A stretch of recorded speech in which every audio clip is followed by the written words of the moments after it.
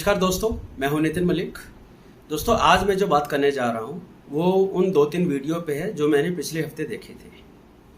एक वीडियो मैंने देखा जिसमें एशिया कप, जो कि अभी श्रीलंका में हो रहा था, कल ही इंडिया एशिया कप जीता है, चैंपियनशिप। तो एशिया कप जब शुरू हुआ था तो पाकिस्तान के क्रिकेटर शाहीन अफरीदी, उन्होंने इंडियन क्रिकेटर जसप्रीत बुमराह को एक गिफ्ट दिया था।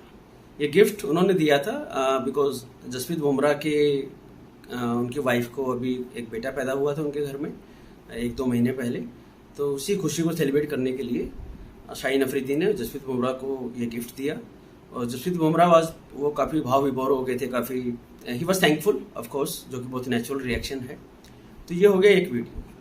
दूसरा वीडियो मैंने देखा, अभी कश्मीर में एक टेररिस्ट के साथ एनकाउंटर चल रहा है जिसमें हमारे 3-4 फौजी भाई शहीद हो गए हैं। उन शहीदों की लिस्ट में जो मेन नाम है उनका मैं जिक्र करना चाहूँगा यहाँ पे। एक मेजर कर्नल मनप्रीत सिंह जो कि पंचकुला से हैं, मेजर आशीष धनचोक जो कि पानीपत से हैं, डीएसपी हुमायूं भट्ट जो कि कश्मीर में कश्मीर पुलिस के साथ थे, और अभी आई थिंक कल शाम को ही एक और जवान वीरगति को प्राप्त हुए हैं। तो मैं इन 3 लोगों के, कर्नल के, मेजर के, इनके मैं वीडियो देख रहा था। जैसे कश्मीर में एक बाप अपने बेटे की कब्र पे फूल चढ़ा रहा है, डीएसपी हुमायूं भट्ट के फादर, जो खुद पहले कश्मीर पुलिस में ही थे, वो उनको आखिरी विदाई दे रहे हैं, राइट। इधर से कर्नल मनप्रीत सिंह के बेटे, जो 6 साल का बच्चा है, वो अपने फादर को आखिरी विदाई में सैल्यूट कर रहा है। और ऐसे ही आशीष धनचोक जो कि पानीपत के हैं, बिंजल गांव के, राइट। उनके फादर पहले रिटायर्ड क्लर्क थे। उन्होंने अभी मकान उनका कंप्लीट हुआ था, अभी भी वो रेंटेड हाउस में रह रहे हैं, और वो नया मकान का इनॉग्रेशन करने आशीष धनचोक घर आने वाले थे 3-4 महीने के बाद, साथ में अपना बर्थडे भी सेलिब्रेट करते, बट वो सब नहीं हो पाया और अनफॉर्चुनेटली वे लोग वीर गति को प्राप्त हुए। अब आप बोलोगे, जो मेरे व्यूअर्स हैं, कि नितिन ये 2 वीडियो आपस में क्यों आप इनको कनेक्ट कर रहे हैं, क्या कॉन्टेक्स्ट है, क्या बैकग्राउंड है। तो दोस्तों, मेरा ये मानना है कि ये दोनों वीडियो, अगर आप इसको डीपली एनालाइज करें, ये कुछ ना कुछ हमारे बारे में, हमारे इंडियन पीपल के बारे में ये कुछ बताते हैं। आंसर है ये कि एक तरफ तो हमारे फौजी भाई सीमा पे लड़ रहे हैं पाकिस्तान स्पॉन्सर टेररिज्म के साथ। ये जो आरटीएफ है, द रेजिस्टेंस फ्रंट, ये एलईटी का ही दूसरा रूप है और कुछ नहीं है।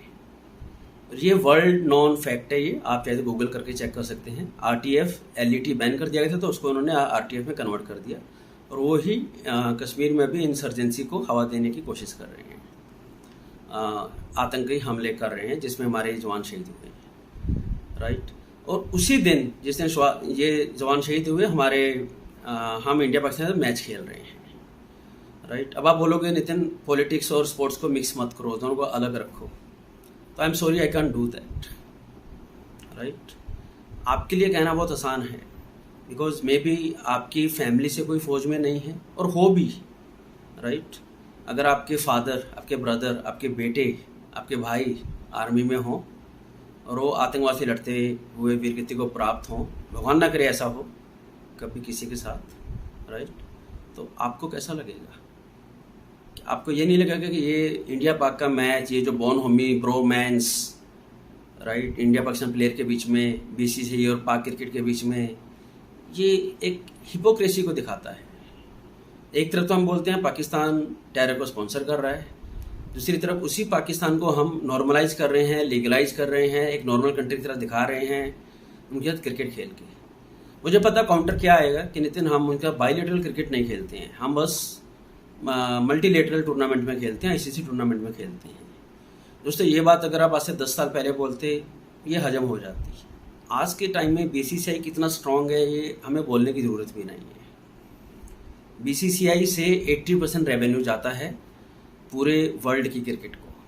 आपको पता है, रमीज राजा जो पीसीबी के एक्स अध्यक्ष, चेयरमैन थे, अध्यक्ष थे, पूर्व अध्यक्ष, उन्होंने पाकिस्तान की सीनेट में, पार्लियामेंट में एक खड़े होकर कहा था कि आज अगर नरेंद्र मोदी चाहें तो पीसीबी, पाकिस्तान क्रिकेट बोर्ड का सारा पैसा रोक सकते हैं, क्योंकि सारा रेवेन्यू वहीं से आ रहा है। पीसीबी खुद तो कुछ ज़्यादा नहीं कर पा रहा, जितना वो थोड़ा बहुत PSL के थ्रू, थोड़े बहुत पायलट के थ्रू अर्न कर रहा है, वो ऊँट के मुंह में जीरे से भी कम है लिटरली। वहाँ पे ना तो मीडिया राइट्स हैं, ना स्पॉन्सर्स हैं, तो पैसा कहाँ से आएगा, राइट। तो ऐसे में दोस्तों, जब आप क्रिकेट खेलते हो और आपके फौजी मर रहे हैं, दोनों चीज़ें अलग कैसे हो सकती हैं। अब आप आइसोलेशन में बैठ के राइट रिलेशनशिप को देखोगे तो वो तो फिर रिलेशनशिप कभी भी आइसोलेशन में नहीं बनते, वो होलसम पिक्चर, लार्जर पिक्चर देख के डिसाइड होते हैं, राइट। आप ये नहीं बोल सकते कि हाँ कोई बात नहीं, फौजी भाई मर रहे हैं तो इधर क्रिकेट तो चलती रहेगी, फिल्में तो बनती रहेंगी। थैंक गॉड दैट अभी फिल्में तो एटलीस्ट नहीं बन रही हैं। मुझे आर्ट्स स्पोर्ट्स, मैं खुद एक स्पोर्ट्स फ़ैन हूँ, मैं क्रिकेट का फ़ैन हूँ। मेरे दोनों बेटे जो कि they are 11 year old, they are twins, वो दोनों ही क्रिकेट की भी कोचिंग लेते हैं। तो मैं खुद एक hardcore cricket fan, right. I enjoy cricket a lot, I agree with that, but at the same time guys, ये एक ऐसा पॉइंट है जिस पे आपको स्टैंड लेना पड़ेगा।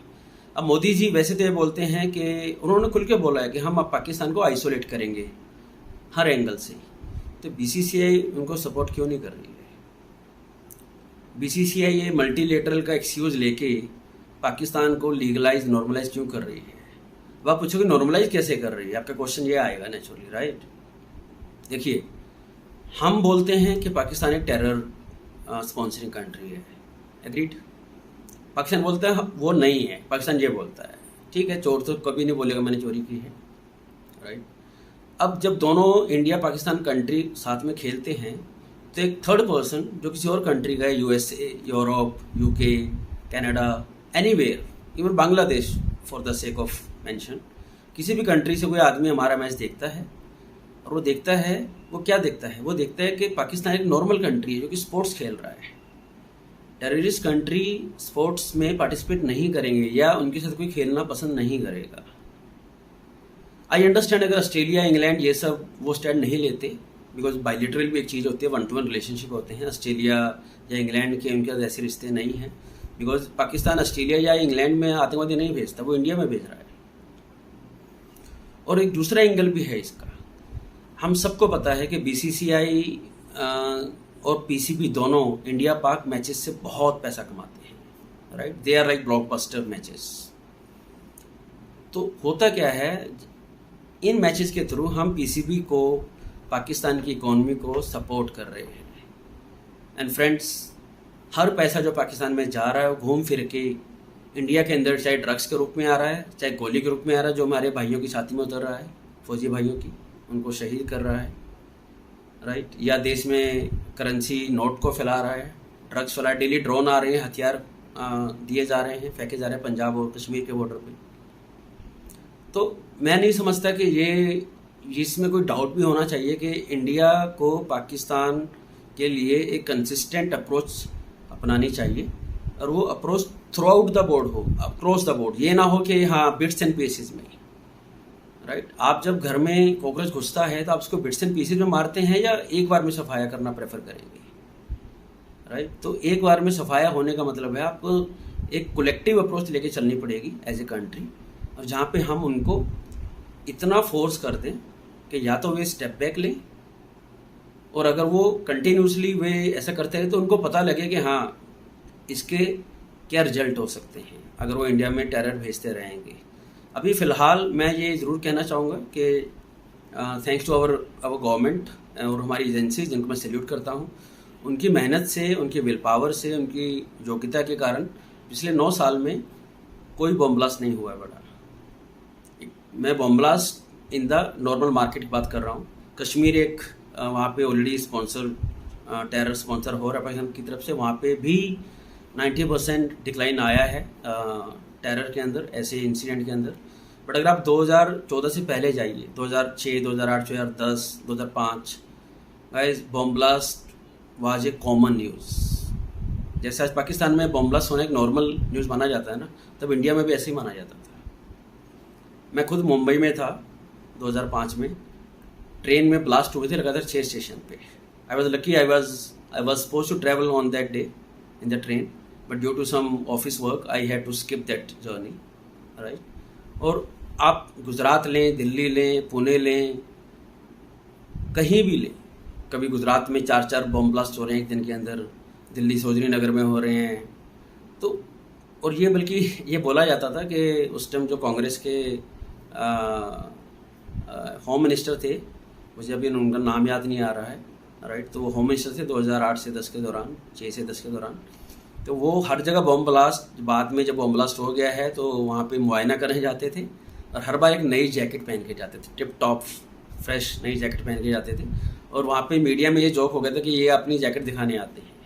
उनका काम इतना नहीं होता था, गए वहाँ पे थोड़ा सा देखा यहाँ वहाँ कितने लोग मरे हैं और एक मीडिया में बाइट छोड़ देना कि हाँ हम जो हुआ बहुत बुरा हुआ, हम अपराधियों को नहीं बख्शा जाएगा, नहीं छोड़ेंगे। और अगले दिन फिर एक नए बॉम्ब ब्लास्ट की वेटिंग स्टार्ट हो जाती थी।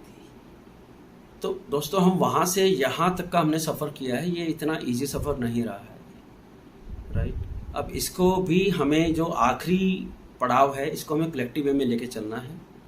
और आई एम सॉरी टू से हमें आर्ट्स, स्पोर्ट्स और टेररिज्म हमें इन्हें आइसोलेशन में नहीं देखना है। देखिए सोसाइटी से ये चीज़ें निकलती हैं, आर्ट्स भी सोसाइटी, आर्ट भी, स्पोर्ट्स भी और रॉन्ग पॉलिसीज़ भी। पाकिस्तान की सोसाइटी बनी ही इस बेस पे थी, पाकिस्तान ऑन हिंदू हेटेड, कि हिंदू को नफरत करो, हिंदू से हम साथ नहीं रह सकते, राइट। तो वहाँ की साइकी में ये बसा हुआ, उनके पॉलिसी में ही ये है कि इंडिया को हमें ब्रेक करना है। खासकर जो 71 में हमने बांग्लादेश उनसे अलग किया था, हालांकि वो भी उनकी अपनी करतूत थी, बट उस पर किसी एक दिन और किसी और दिन प्रोग्राम करेंगे।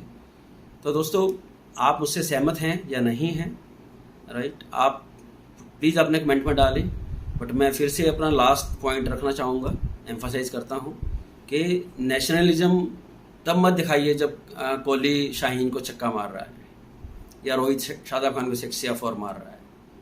नेशनलिज्म हमारे फौजी भाइयों की मौत पे दिखाइए, वहाँ पे स्टैंड लेना स्टार्ट कीजिए, वो बहुत इंपॉर्टेंट है। आज आप स्टैंड नहीं लेंगे, कल को ये दिक्कत बढ़ सकती है, मुश्किलें बढ़ सकती हैं और फिर कोई हमें वापस बोल सकता है पलट के तुम ही तो खेलते हुए पाकिस्तान के साथ। और ये जो आपका एक्सक्यूज़ है कि आईसीसी टूर्नामेंट है, ये बहुत ही वीक एक्सक्यूज़ है। मे भी 10 साल पहले शायद ये चल जाता, बट अभी बीसीसीआई जिस स्ट्रेंथ पे है, मैं पहले बता चुका हूँ उनकी पावर, ये एक्सक्यूज़ भी अब स्टैंड नहीं करता है। तो दोस्तों आज के लिए इतना ही, मुझे बताइएगा अपने थॉट्स, मिलते हैं जल्द ही नेक्स्ट वीडियो में। Thank you.